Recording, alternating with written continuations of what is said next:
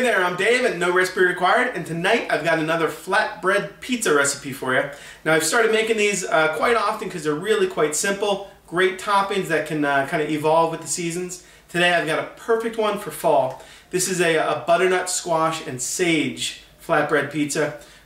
Very simple to do. We roast off some butternut squash to make it nice and soft. Throw some goat cheese on there. The sage as a nice, like, savory, kind of crisp component because we fry it off.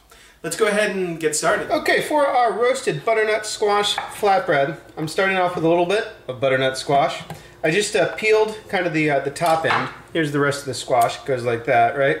Cut this piece off. Just peeled the skin off, which is no longer good. And then what I'm going to try and do is kind of cut as thin slices as I can. Helps to have a nice sharp knife. Maybe an 1/8 of an inch thick, and maybe do 10 or 12 of them.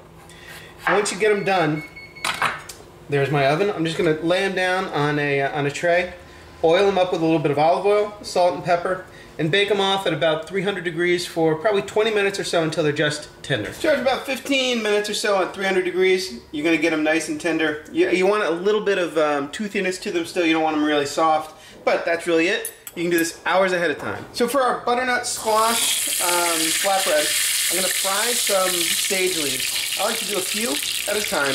These are obviously fresh sage leaves. A good olive oil in the pan. You want to get it kind of like 300 degrees. You don't have to be super careful. They're going to get nice and crisp. Kind of as soon as they stop bubbling is when they're done. And when they are done and that bubbling stops, you see how it's way settled down?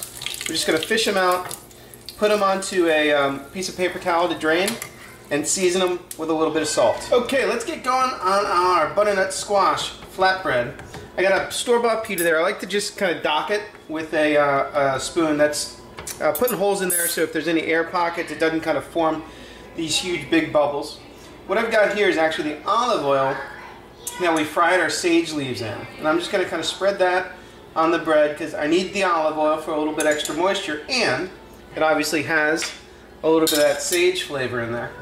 And then what I'm going to do is just go ahead and lay down all these little rounds of butternut squash that we cooked off earlier.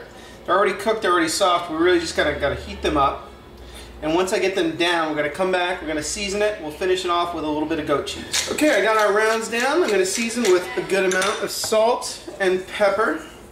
And then I'm going to dot the whole thing with pieces of goat cheese on a little baby plate. Isn't that cute? My kids are joy of my lives, and their cooking utensils, or their eating utensils, come in handy in the kitchen. So we're just going to throw that goat cheese around, and then I'm going to pop this into a 475-degree oven for about 7 or 8 minutes. Okay, so after 7 or 8 minutes, you're going to take your butternut squash flatbread out. Remember, we've got our fried sage leaves, which we just kind of randomly toss about. That adds a great kind of crunchy flavor to it. I like to douse mine with a little bit more olive oil. And we're good to go with a butternut squash, sage, flatbread pizza. I'll see you next time on No Recipe Required.